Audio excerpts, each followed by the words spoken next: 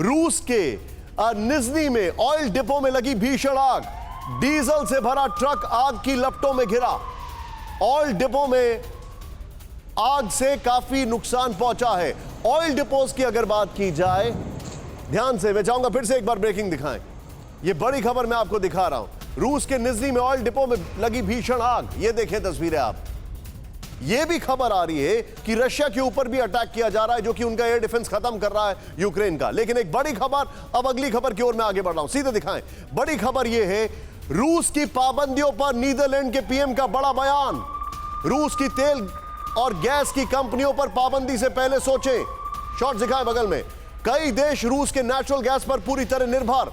Germany, France समेत पूर्वी यूरोपीय देश बैन से पहले विचार करें। नीदरलैंड परेशान है। इसके बाद मैं आपको एक और बड़ी खबर बता रहा हूं, सीधे दिखाएं वो बड़ी खबर। पश्चिमी देशों की रूस पर और कड़े प्रतिबंध लगाने की तैयारी। यूरोपीय देश रूस के तेल पर लगा सकते हैं प्रतिबंध। शॉट दिखाएं। यूक्रेन पर हमले के लिए रूस को सजा देने की सोच रहे हैं पश्चिमी देश। इस साल अब तक रूस की 66% नेचुरल गैस की सप्लाई में आई कमी। सऊदी अरब के बाद रूस दुनिया का दूसरा सबसे बड़ा तेल सप्लायर, दूसरा या तीसरा, ये थोड़ा बोन ऑफ कंटेंशन है, बट एनीवे मैं चाहूंगा ये दोनों ब्रेकिंग, दोनों विजुअल दिखाएं राहुल।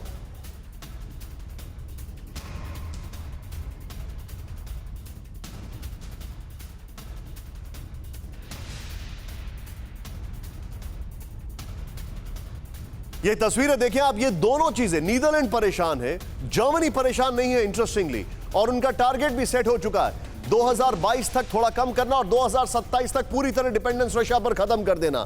लेकिन किसने देखा है 2027? भारत रूस में क्रूड ऑयल डील पर अमेरिका की घबराहट आई सामने। भारत हमारा सहयोगी, लेकिन रूस के हमले पर उसका रुख अस्थिर। भारत के कदम से भारत यूएस संबंधों में भरोसा घटेगा, बाइडेन ने कहा। प्लीज शॉट दिखाएं। जापान, ऑस्ट्रेलिया ने रूस पर बैन लगाए, लेकिन भारत तटस्थ है। ये तीनों ब्रेकिंग, तीनों शॉट दिखाएं।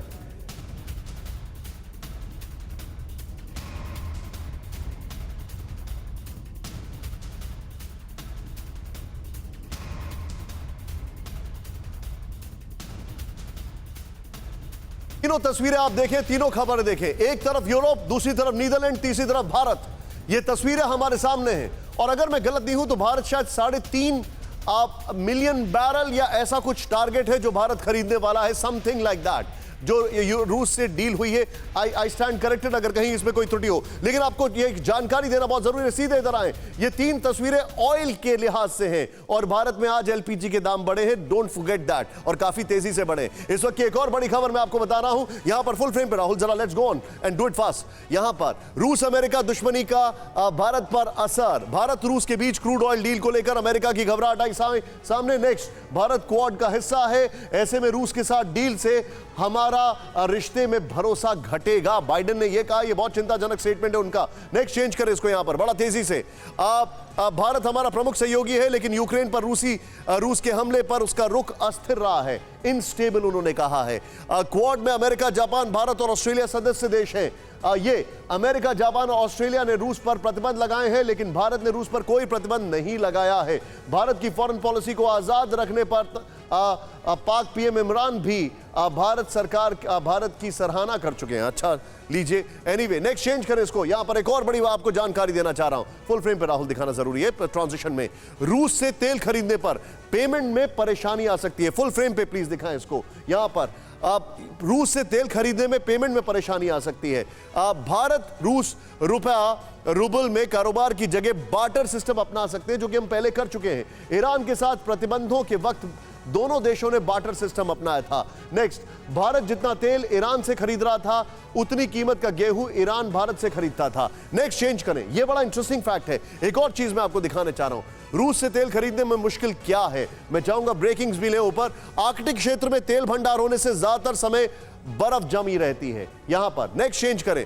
दूसरा रास्ता ब्लैक सी का है, जो इस समय यूक्रेन पर रूस के हमले से बंद पड़ा है। भारत इसीलिए सिर्फ 2% तेल लेता है, क्योंकि बाकी जगह से इसे लाना ज्यादा आसान काम है।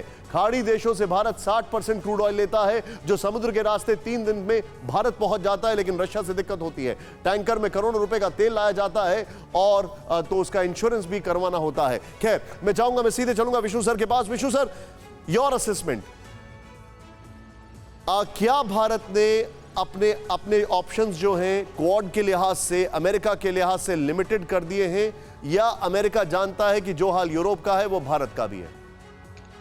देखिए, अमेरिका की पुरानी प्रवृत्ति है कहना कि either you are with us or against अस। पर इस बार इन्होंने थोड़ा सा शुरू में नरम रवैया अख्तियार किया था, पर ये दबाव डालेंगे, इसमें कोई शक नहीं है।